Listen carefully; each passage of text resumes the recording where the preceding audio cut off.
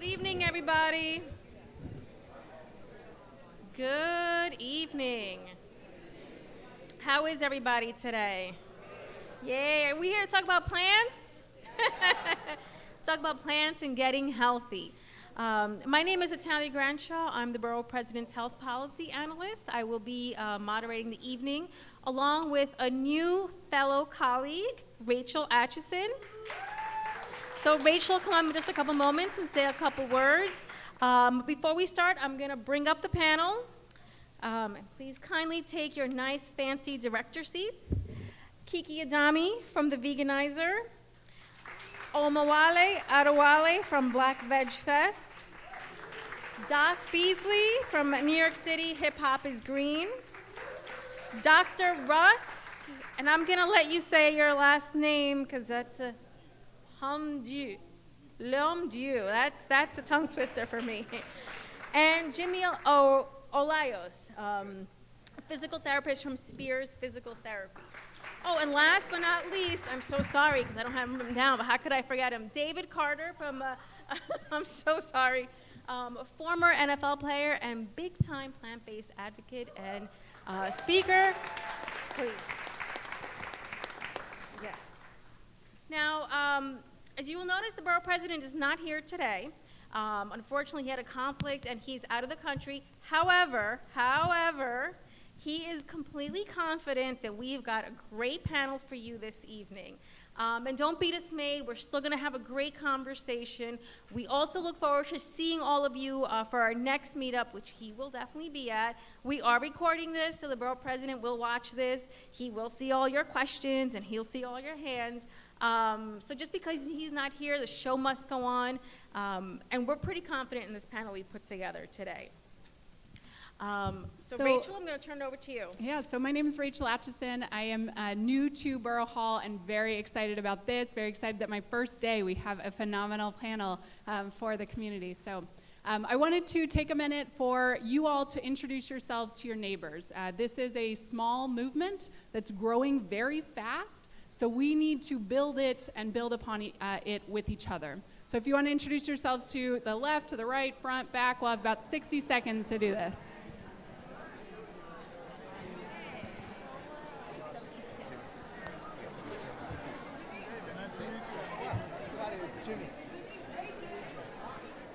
All right, then Jimmy, good to meet you.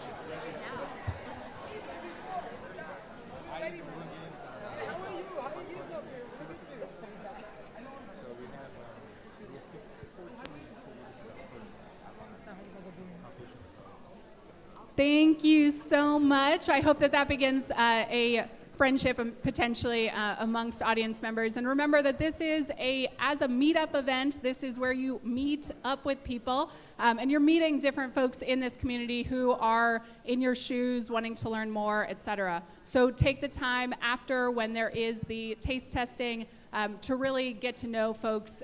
You can go up to them and say, hey, Rachel told me to introduce myself to people, so that is what I'm doing.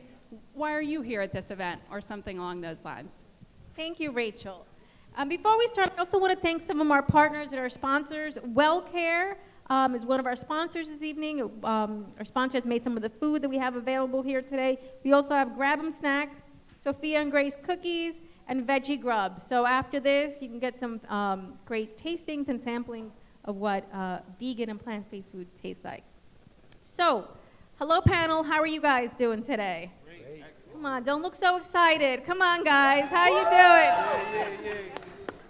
So we're all here because of plant-based nutrition, of the power of plants, and how we do this. Some of us here are already plant-based, been plant-based for many years, months, weeks. Some of you here are looking for more information on how to get started.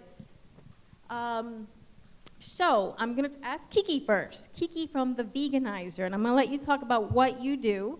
But Kiki has been at Borough Hall many times. She's moderated a couple of events, has a great following, and has really made a career, as everyone has here, around plant-based nutrition. So Kiki, I want to let you talk a little bit about what you do, first of all, because what you do is pretty fascinating. And how, any tips on you could help others who are looking to get into this lifestyle? Sure. So my name is Kiki Rami. Born and raised in Philly, moved to Argentina. Was vegan in Argentina. The vegan movement's big down there as well. Came back here in 2012, 2013. And I got involved with someone who owned a restaurant. And it happened to be a paleo restaurant. Show of hands, who knows what paleo is? It's like as meaty as it gets. Yeah, and so after watching about 4 minutes of factory farming footage, you know, you bear witness, you wake up, and from there we decided to flip his restaurant 180 to be vegan. It was the first restaurant in the world to go vegan, to go plant-based. You can Google that story. But from there, I decided, you know, it was such a rocky and difficult, you know, road that we took. Never before had someone done a 180 on their restaurant before. And I had known deep in my heart that there were other restaurateurs and other small business owners that they too were not sleeping at night. They too felt bad about how they were making their money. So I decided to go out and start helping other restaurateurs transition their restaurants into plant-based, and that's sort of where it all started. And I started in 2013, and I haven't stopped. I'm working on the first chain that's going vegan now. I'm working with a group out in India, helping them do restaurant outreach, and I just consult on a daily basis and try to door knock as many omnivore restaurants as possible to just get those animals off the plates, get plants on those plates. Thank you so much. Thank you, Kiki. So a show of hands here. Who here has been to a plant-based meetup in Borough Hall before? Okay, how many have not? Okay, great. So now, who here has heard of Black Veg Fest? Okay, who here has not heard of Black Veg Fest? Okay, so Omawale, what is that? Awesome. Thank you very much, Rachel. Thank you, Atalia. Excellent work in putting this together. Okay, thank you so much, Kiki. So my name is Omawale, and I'm going to be very quick as much as I possibly can. So I'm a champion fighter, boxing and kickboxing. Did some MMA. I'm not that great on the ground, but I love the fight game. And so, but Strange Bedfellows, as always, is how I thought about it in terms of doing my book, which actually doesn't talk anything about fighting. And it actually dawned on me when I finished. So my book is An Introduction to Veganism and Agricultural Globalism. Yes, I do have copies. And so I try to really make it, you know, easy for people and just palatable, you know, so people will understand veganism. So that's what Black Veg Fest is determined to do. It's black because, one, it's a calling to the black community. It's in the black community. It's organized black, and it's unapologetically, at the very same time, discussing issues. We also are focusing on intersectionality. So this might make people uncomfortable as we are addressing so many different issues. Women, the oppression of women, where we're talking about homophobia, transphobia, all these different issues, right? And of course, veganism. And I became vegan not just for health reasons. I really became vegan because of, you know, animals. When I thought about it, I was like, wait, so I can still get protein and I can still be strong, get the right nutrients and everything on a regular basis. Why would I still want to, you know, contribute to eating animals or exploiting them? So it's common sense, and having been in a lot of different, it's kind of like, at this particular time, just like do the event. Let me step back, so behind the scenes, and not be in front, because I know how to organize. I've been organizing for about 20 years in the community. So it's a lot of social justice issues we need to address. And I haven't eaten meat for 25 years. And so I want to put all these things together, to put these skills together, right? And actually apply them to to people who need them, or at least expose them to the options and alternatives. So hopefully you want to know more about Black Veg Fest. If you want to volunteer, you want to be a presenter. And when is it? So, excuse me? When is Black Veg Oh, Fest? thank you very much. August 11th. It is August 11th. It's on a Saturday. It's going to be sunny. It's going to be beautiful. It's kid-friendly. Kid activities. We are even doing some dating going on between vegans. We heard vegans can't find other vegans. We are trying to do everything with this, with 10 a.m. to 5 p.m., and you'll find more about it as we go along. Thank you. Thank you, Omowale. And I heard you mention nutrients and food and you know, what do vegans eat and where do you get your protein? And I want to segue into Dr. Russ. You need to help me with your last name. Dr. Russ. Russ. Because you have Harvest. It's okay, we're not going in order. We're all being friends. It don't have to be 1, 2, 3. We're here for the evening. I haven't forgotten about you. Don't worry, I see you. But I want to talk a little bit about Harvest Food Box Company, because I know your mission is to make sure people are getting the proper nutrients. So talk a little bit about what you do and what your company does, and take thank from you. there. Mm-hmm. I just want to say how much I appreciate being here, and most importantly, how much I appreciate this community. I was at the very, very first vegan meetup at Brooklyn Borough Hall, and it was in a smaller room, and there were a lot fewer people. And I just want to acknowledge everybody in this room, the first-timers, the people who've been here multiple times. You are all in a very unique position. What you're about to hear will save lives. And every single one of you is an influencer. Now notice how I chose my words. It's not that you can be an influencer. Apparently I'm done. It's not that you can be an influencer. I want you to realize that you already are. The lifestyle you lead. The lifestyle you lead. Creates an atmosphere of those around you. In both positive and negative ways. And why do I know that? Because when I was 36 years old, I was diabetic. I was 410 pounds. So I want everybody to cross their eyes like this. And when you see two of me next to one another, that's what I looked like at 36 years old. And my kids were sick. My family was sick. Nobody moved. I was a stand-up comic, and if anyone wants to search me on YouTube, you'll hear a bit where I get on the scale and I break the doctor's scale. And that uncomfortable moment when you break the doctor's scale, he looks at me and he goes, "Does obesity run in your family?" And I said, "Doc, nobody runs in my family."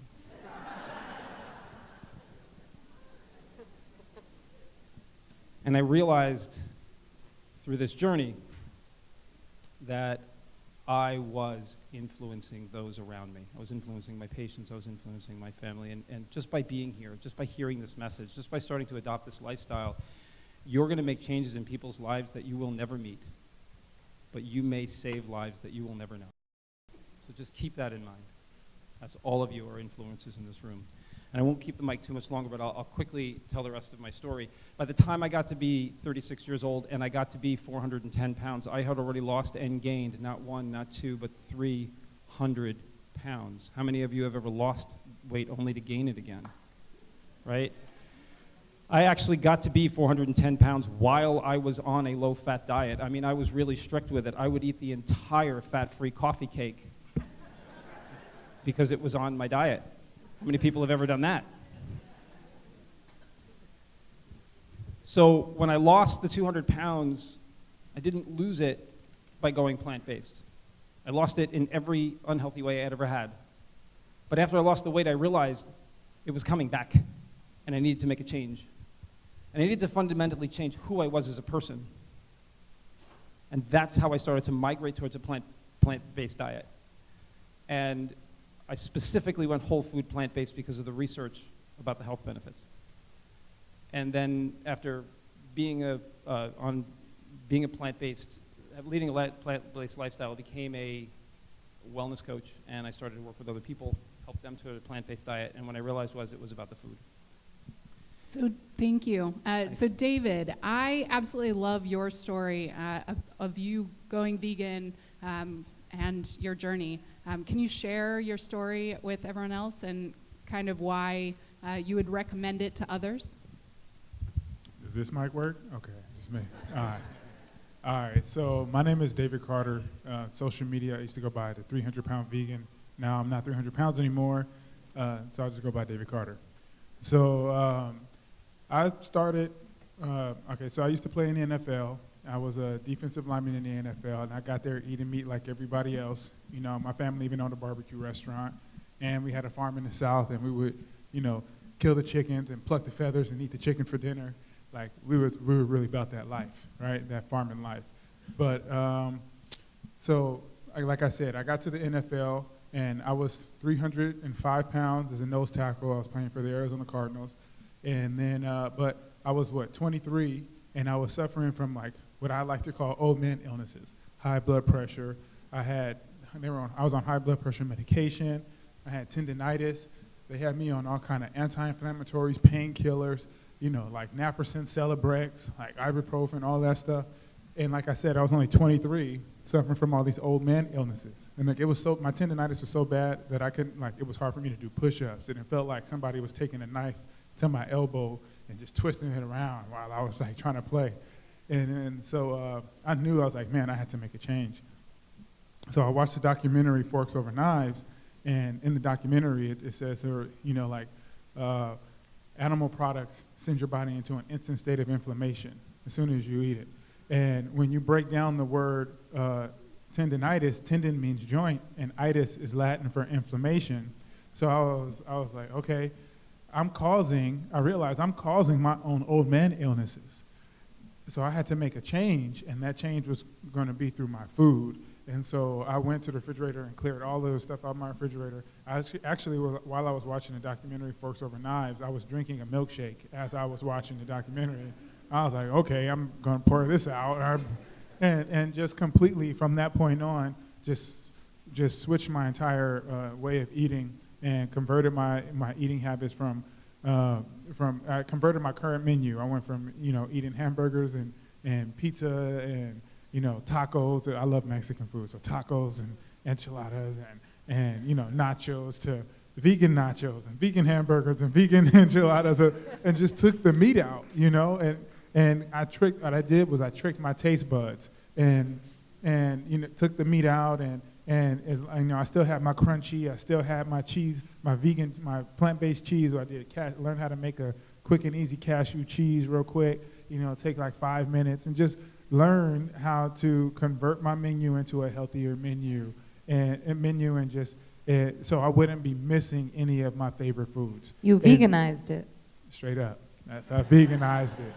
So, and then from that point on, I just had some radical changes in my life after that. In the first month and a half, I had lost 45 pounds. Granted, I was working out like twice a day, like for like 5 hours, 5 hours working out, because that was my job. I mean, I was getting paid for it. So I was working out all day, but I lost 45 pounds in like a month and a half. But my bench press shot up. Because of the tendinitis, I can only bench press 315 pounds. My bench press shot up to 465 pounds, which is the most I had ever bench pressed in my life. And then I figured out how to gain the weight back, and I put the weight back on. I reached out to a bunch of dietitians and plant-based doctors and started eating 8,000 to 10,000 calories a day of all plant-based foods, and got my weight baback up to 320 pounds and kept playing nose tackle in the NFL, heavier than I'd ever been in my entire life. And and my health, let me tell you this, I was no longer on high blood pressure medication. I was no longer having to take painkillers and anti-inflammatories or anything like that. I was living a healthier life. And ever since then, I've been, just singing the plant-based praises out here, because it's like heart disease and stroke and diabetes run rampant in my family. But not only just in my family, just it's in general population. That's the #1 cause of death in the world, according to the CDC. These are food-related illnesses: heart disease, stroke, diabetes. so on and so forth. But you also have in the NFL, the average age of death in the NFL is 56 years of age, and that's due to heart disease, stroke, diabetes, these same food-related illnesses. The same people that everybody looks up to, like, look at these athletes, these pillar of health, these warriors. Man, they're out here dropping dead at 56 of heart disease and stroke and diabetes. So I just started preaching that message, and that's what I do now. I preach the plant-based message, but I'm also a food justice activist. Because we need access to healthy foods in our communities that we don't have, and that's due to systems that have been in place that were not for everybody, that weren't inclusive, and we still live by these systems. So that's my mission in my life now, and I'm going to pass the mic because I feel like I've been talking for a long time. Thank you, David. So David, I heard you mention taste buds and how the importance of vegan food and healthy food, of it needing to taste good. Because if it doesn't taste good, you don't want to eat it. That's the bottom line. And plant-based foods are delicious. Which leads me into the young lady sitting next to you, Ms. Francesca Cheney, who is the owner of Soul Sips. Yes. That originally started, if I get this wrong, please correct me, as a pop-up. And now you have an established storefront in Bushwick, correct? So Francesca, take it away. So I'm the owner of Soul Sips Bites and Bevs, and we're located in Bushwick. We started off as a pop-up, and really we were just there to test out our drinks and our foods, and the whole purpose of starting this company was all about creating food with integrity. So creating drinks and foods that only had 4 ingredients or less, made with grapeseed oil, things that were just really, really simple but taste really good. And we had a huge success during the pop-up period, which led us to being able to crowdfund and keep the space permanently. I had a lot of support from my family and friends. And I'm grateful that we're able to just do different initiatives that bring plant-based foods to the community of Bushwick and to elsewhere. We do our sliding scale brunch every Saturday, and pretty much you can pay anywhere between $7 and $15 for a full plant-based meal, beverage included, and the beverage is fresh pressed. And everything on the sliding scale brunch menu is gluten-free, it's soy-free as well. And I'm just really grateful to be able to have the relationship with plant-based foods, because there's something really special about just eating from the earth itself, and there's this exchange of energy. So I went vegan.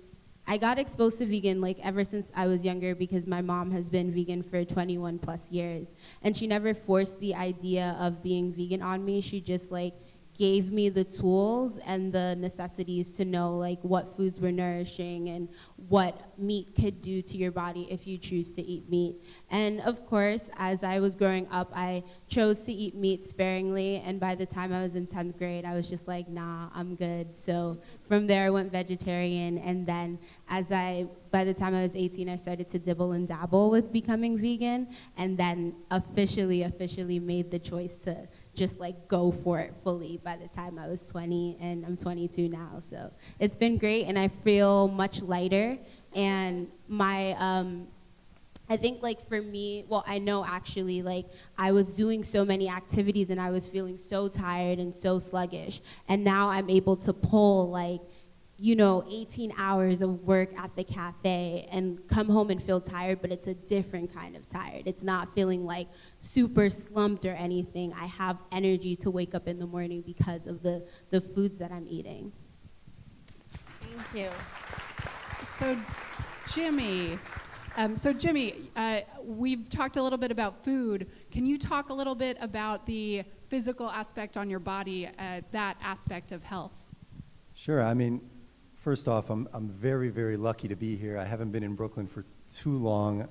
I'm coming from an organization called Spear Physical Therapy, and we have an office in Brooklyn Heights, and we're new to the borough. My fiance was in the back. We just moved down here about a year ago, and just very impressed with the community and the quality of people, and how our experience has been so far. And I'm very honored to be sitting up here with all of these incredible panelists. you may be asking yourself, where do I fit into this equation? I've been very, very lucky in a short period of time to work hand in hand with the Borough President, people like Dr. David Denaeff sitting over here to my right, to learn a lot about the plant-based lifestyle, which I do have experience with myself. The internal, the diet, that's where it starts and that's where it ends. And us as physical therapists, we're here to fill in the gaps.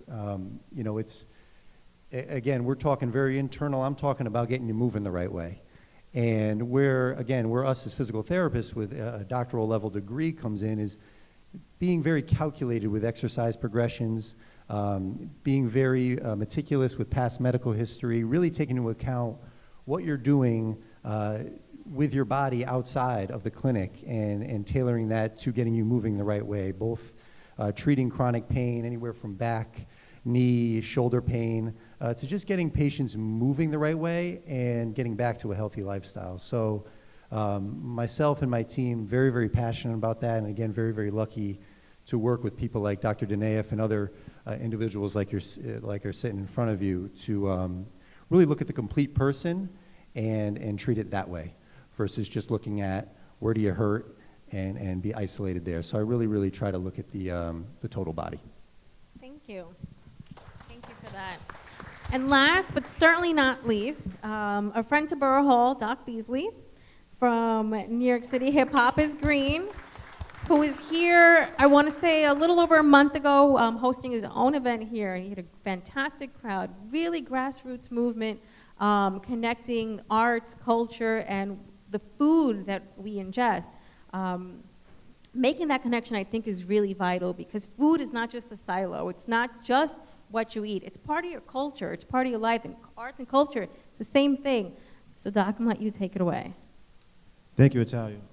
First, I'd like for everybody here to give yourself a round of applause, please. Because this is a beautiful, beautiful audience, and I'm blessed to be on the panel with these wonderful panelists.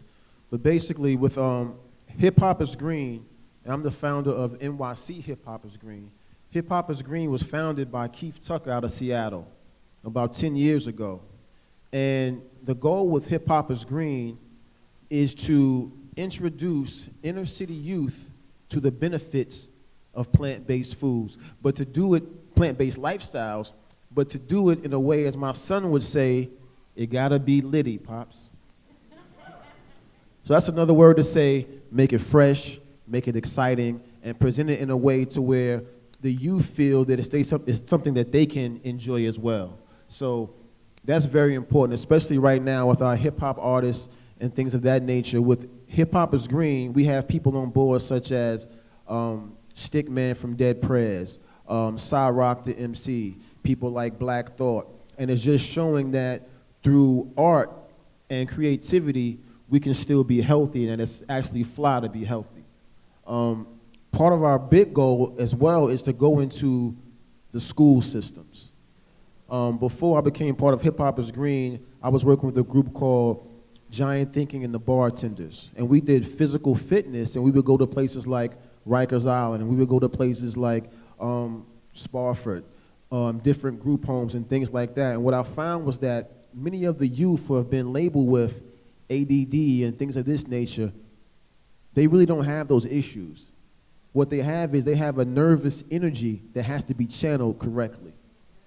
And through exercise and eating the proper foods, I've seen children go from being what they call at-risk youth or quote-unquote special education youth to becoming student body presidents, to go on and go to college and major in physical therapy and things like that. So as one of my youth told me one day, she said, Doc, we don't care what you know until we know that you care.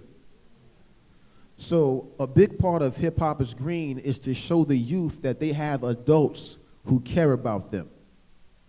And today as I look in the crowd, I see a lot of young people today, and I'm happy to see them.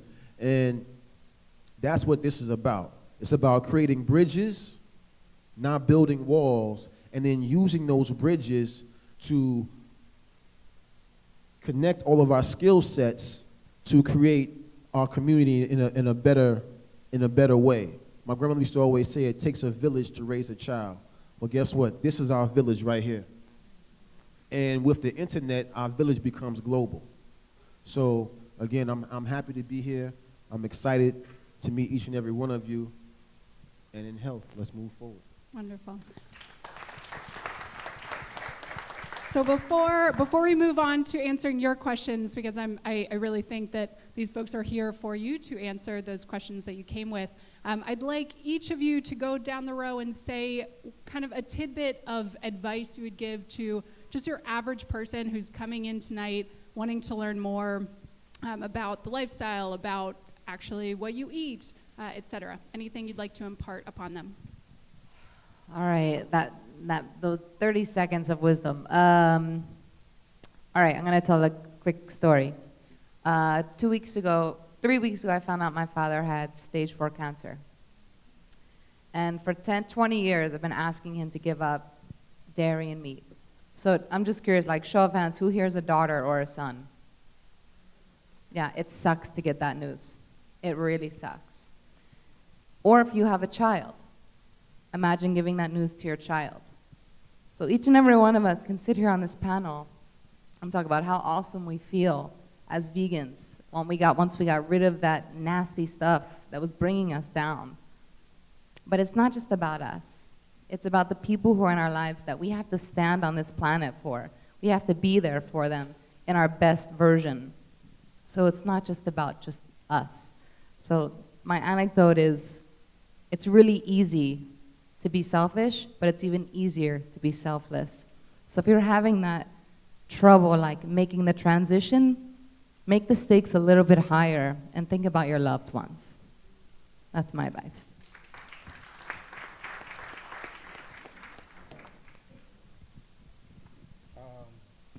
Should I trust it?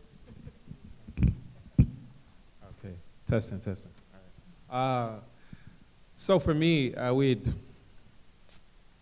think when it comes to veganism, a lot of people ask me, like, how can I start, right? Some of the foods you're already eating, is vegan, like you eat apples, you eat bananas, and there are so many, like, what is the simplest thing? So it really forced me to write this book and focus on, like, people's breakfast, what I eat for breakfast, lunch, and dinner. And I'll kind of just impart this with you. Like, breakfast-wise, like, any of the cereals, like, say you're not gluten intolerant, right? How many people are gluten intolerant? Not many, right? That's not a vegan thing. Gluten just doesn't have anything to do with veganism. A lot of people ask that. But you can start with cereal.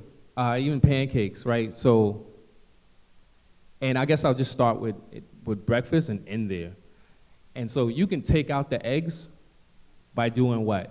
Anybody want to help? Yes, banana. Banana is my favorite. Flax seeds, applesauce, avocado. I never used avocado yet with that. Chia seeds, right? You could do a vegan egg as well, but I want to get those things that you can eat that are right there that are not packaged, but there's so much in the store that you can actually, you can get that you don't eat eggs. Like, does your food taste eggy, your pancakes? No, right? So you don't necessarily need anything that tastes like eggs. And then when it comes to milk, it's very simple and easy to find plant-based milks. Easier to find cow milks. I mean, cow milk, the profits are going down, and plant-based is going up. You better get on that wagon, So, like, I can start and end there, How many people actually are looking for, like, breakfast, meals, like breakfast meals? Some people are shy. They don't want to put their hand up. All right. So definitely, like, see any one of us. I love giving that information, out to you. But that is the one thing I will impart. And is your book downstairs? Can people check it out? My book is downstairs. I have it with me. So I'm going to try to maybe limit the conversation here and then bring it downstairs, if that's okay with y'all. Thank you. And you talked about replacing eggs. I just want to give the Veg a shout out. Why don't you stand up and just say 2 quick words about Veg is one of the Borough President's favorite vegan products. And if I didn't mention him, the Borough President would not be happy here. I know. Thank you, Natalia. Thank you, everyone. My name is Harold, and I own a 100% plant-based egg substitute called the Veg. And to your point, the egg is, in a lot of things, it's a binding agent. So why do you need it with your pancakes? Well, we use it with a lot of other things, and we have a standalone scramble product, and I'm not allowed to sell things here, but it's a great product, so thank you for including me.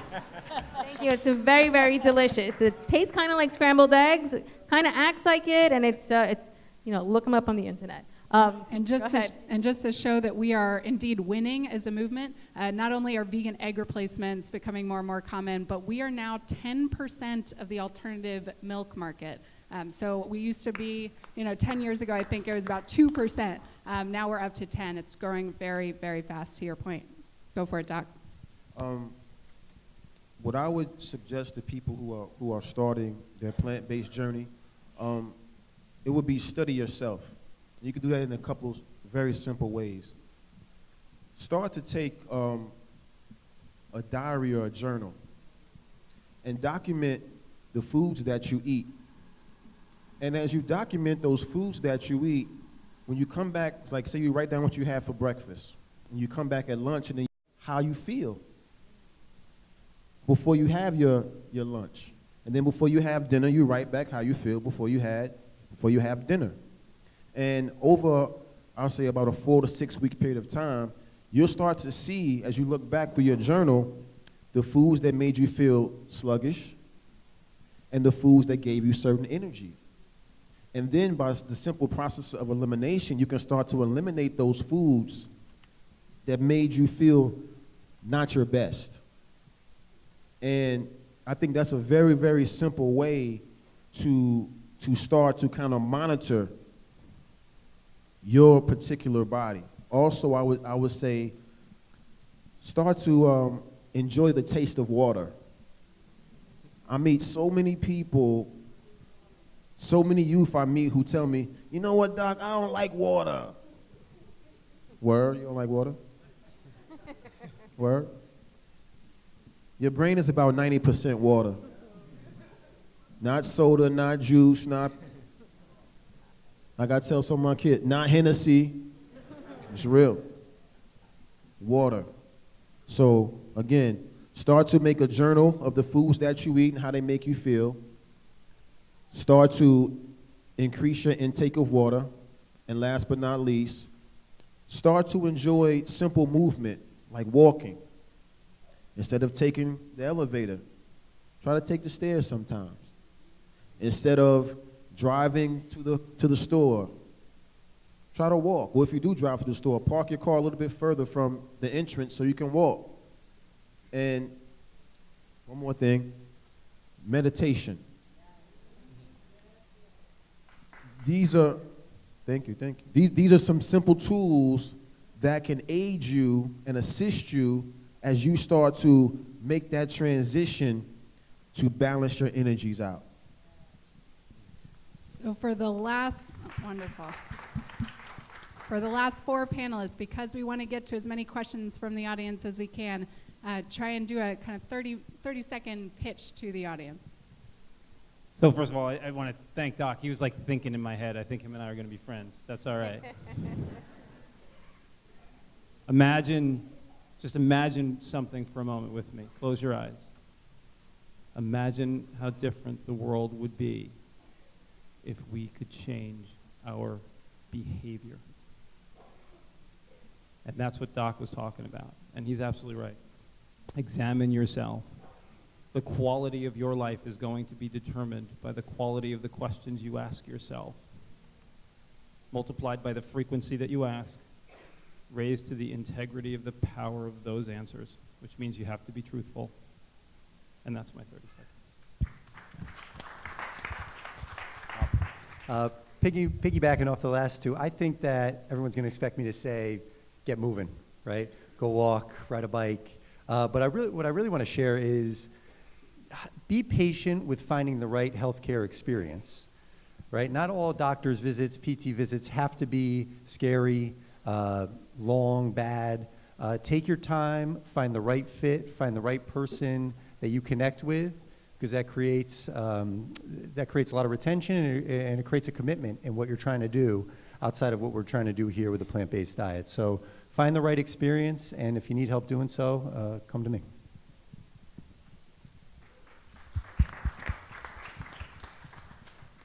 My suggestion would be being very gentle with yourself and also taking it slow. Something that I found that helped me was implementing non-meat days into my week. So every now and then I would do Mondays would be no meat, and then edge into like Mondays and Tuesdays. And then also just thinking about accessibility, because I grew up in East New York and I was vegetarian, and then like not having the option of actual healthy foods. Your farmers markets are your best friends, and just like community organizing groups that are making plant-based foods accessible.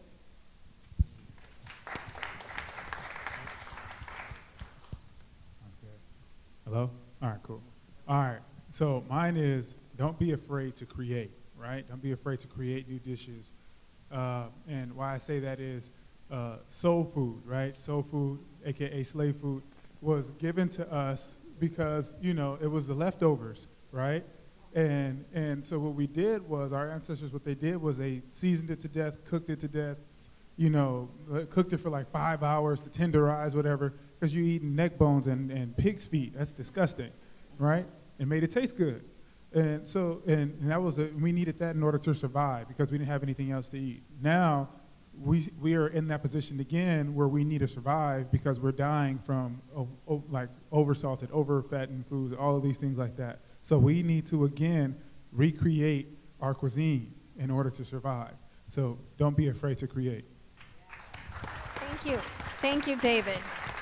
Just want to share a little quick tidbit from a guest over here about water. You can put mint in your water, cucumber, herbs. I personally fresh citrus, ginger, just to make it taste a little better, because I know some people, and you're right, we all should love water. Sometimes it just gives it a little kick. So Rachel, what do you think? You want to take some questions now? Yeah, let's take some questions from the audience. Whoever has a question, raise your hands. We have a mic that can come to you. Okay, I'm going to give it over to Willie Scott. And I want to give Willie a shout out as well. Willie is from an organization called Well Life Network. And they have a network of facilities that help people with developmental disabilities. They are looking at what they can do. Not only are we doing it with we're trying to do with our clients. I have been influenced by the Borough President. I've been large all my life, and he and I talked, and he's now working with me on my personal journey. I just wanted to know, my question is really simple. Is there a vegan store, a store that anyone knows of where you can walk in and say, I don't even have to do any guesswork, I know whatever I touch is going to be vegan? Kiki, do you have an answer to that? Everyone has a phone. Yeah, all right. Rather than get specific to you, let's teach you how to fish, vegan fish. We're not gonna put fish on your table. We're gonna teach you how to fish, okay? happycow.com. .net. And there's an app too. I got You that got wrong that? way too many times. .net. happycow.net. It is Yelp for vegan food. You'll find stores, restaurants that have vegan-friendly menus. Yes. Yeah. Amen.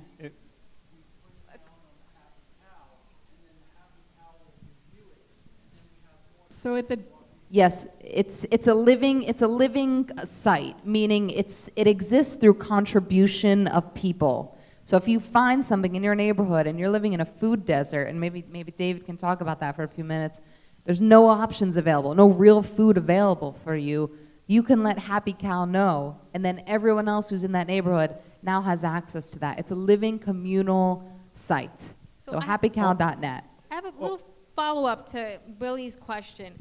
is there a website that or a place that teaches you how to shop vegan? Because I think that may be a little bit what he's talking about. Yeah. Go ahead. I Ross? don't know necessarily about a website that teaches you how to shop vegan, but when you go into a store, start to evolve your thinking, start to walk the perimeter of the store. That's where the produce lives. At the end of the day, one of the best books I ever read on this topic was Michael Pollan's Food Rules. And basically what he did is he took everybody's grandmother's sayings. If you can imagine it growing out of the ground instead of walking upon it, then it's food, right? If it has less than 3 ingredients. And he does 125 of these little axioms that help you to think, oh, okay, this is real food. When you're eating whole food plant-based, it actually looks like a plant. If it's in a package, the whole label on the front is a lie. The whole label on the front is just to get you to buy whatever crap is inside. Turn it over, read the back. If you find yourself reading for more than 3 or 4 seconds, put it down. It has too many ingredients. If you can't pronounce it, put it down. If it doesn't sound like a plant, it's not a plant. That would be my recommendation. Thank you. 2 more small resources. Vegan Gotham. Food Rules. Food Rules is the name of the book. Vegangotham.com. It's a website that I actually just discovered today. And it has calendar listing of vegan events as well as restaurant listings and such. There are also vegan grocery stores. So that is definitely, it exists. Yes. Also, just ethnic grocery stores, Indian food, Asian food, a lot of really good produce that you probably never heard of. And by virtue of a shameless plug, we give away all our recipes on our website at harvestfoodbox.com. So if you're looking for recipes, our business is about getting you from 0 to plate in 3 steps or less. So there's about 150 recipes on there that you don't necessarily have to have us deliver to you. You can cook them. They're really, really easy. And we've got some pretty good stuff on there. There's a peanut molly. Is it peanut molly dish? Yeah, molly stew. Oh molly my gosh. Stew. Whoa, it is amazing. Yeah, it's got spinach and sweet potatoes and little peanut butter So good. and corn and peas and now I'm hungry. Thanks. We're gonna keep moving to the next question. I just wanted to mention like some particular stores.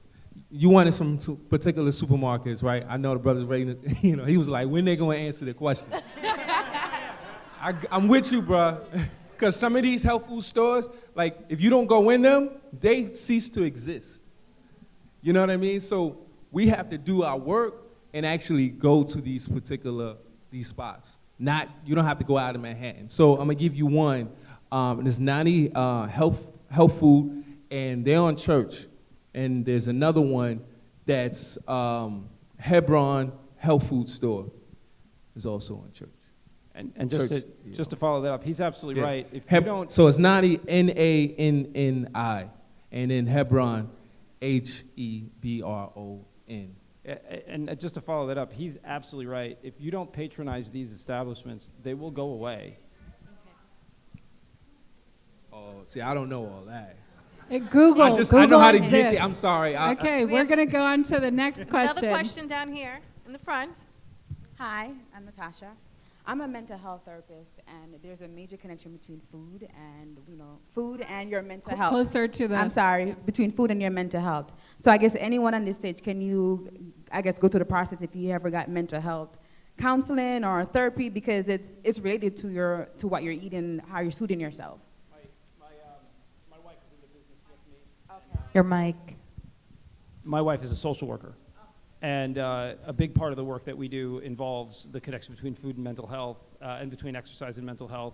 When you eat well and move well, there's much less incidence of depression and anxiety and many of the social trappings of mental illness that we have today. So I 100% agree with you, and it's a very big part of our practice, because we consider ourselves an integrative practice through our business. So I agree with you. Next question. Black Veg Fest would also like, some folks to, who are skilled, and because we've had other people bring up that we need to have those presentations at Black Veg Fest. So if people have those particular skills, mental health is an important issue. We would love for you to be at the fest. Down in the front, we had That was an another question. invitation.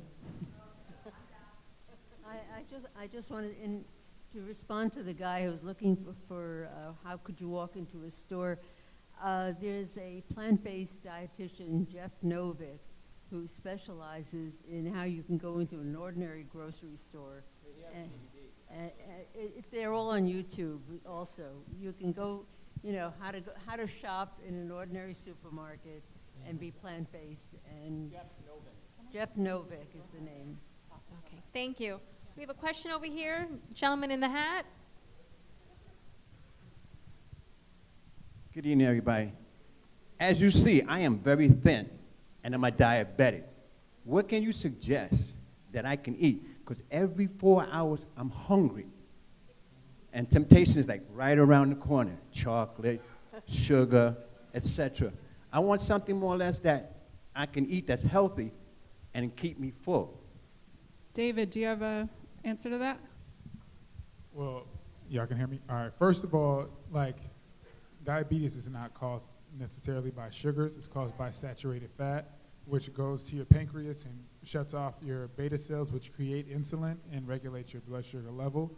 So if you're still eating meat or dairy or eggs, you need to quit it, because that's why that's why diabetic. And so you cut it out.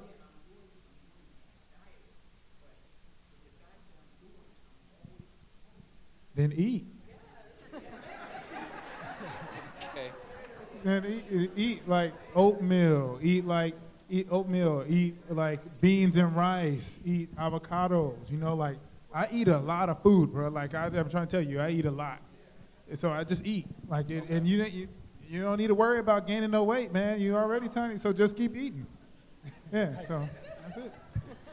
Okay. We have anybody else on the panel want to touch on that question? What he should eat? I'd Go suggest. Go ahead, Francesca. I'd suggest chickpeas. Chickpeas are you can do so many different things with chickpeas, and you can make eggs out of it. You can make bread out of it, falafels, and it's so hearty, and it's high in protein, and it's also alkaline electric. So I definitely suggest chickpeas to add into your diet. These are all really good suggestions. I would recommend that you find a plant-based doctor, and when you say you're cutting down or you're trying, it's really not as effective as if you go all the way plant-based. You're perpetuating the problem even with just a little bit. However, diabetes is a fragile condition, and you will want to be followed by more than just this interchange here. So you're going to want to find a plant-based doctor who understands this problem. So a plant-based doctor. Atalia, do we have time for one more question or Yes, two? I One? think we can take two more questions. Okay, so we'll have. My comment was actually just for this gentleman with his diabetes. If you want, follow Dr. Neil Barnard. He's the one that did a study in the 90s where he took 99 type 2 diabetics, put them on a low-fat, plant-based diet. Every single one of their diabetes reversed, some in as little as 16 days. Low-fat, high-carb. If you're hungry, eat more fruits and starches, roots, and legumes. We'll take one more question in the back. Let's see. Ma'am, right here in the orange. I would like to know on a plant-based Little diet. louder. Closer. I would like to know on a plant-based diet how it can lower your cholesterol. Okay. On a plant-based diet, how does it lower your cholesterol? I had a cholesterol test taken recently, and it was too low.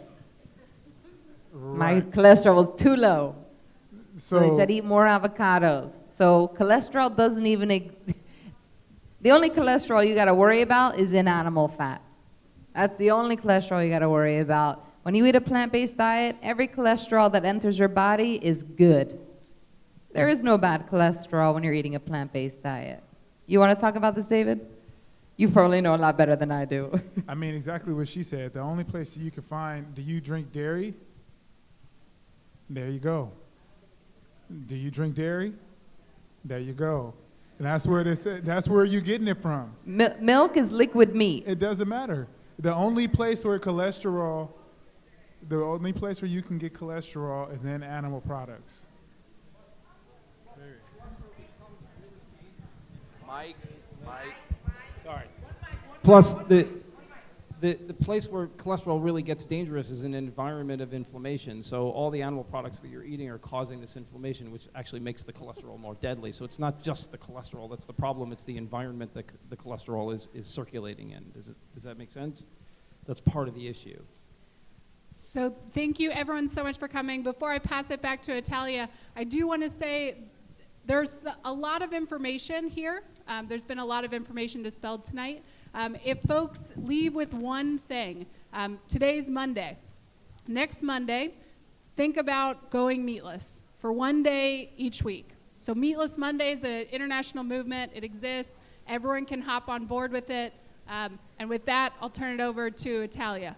And like Doc said, when you go meatless on Monday, take some notes, write it down, and then you ask yourself, how do you feel? I mean, that's all I need to say. Most of the time when you go to write down what you eat, if you commit to write it down before you eat it, you won't eat as much. I've had clients lose 50 pounds by doing nothing else than just writing down what they eat before they eat it, and they're gonna look at what they're gonna eat, and they're gonna look at what they're gonna write it on. They're gonna go, forget it. If I have to think about it, I'm not gonna eat it.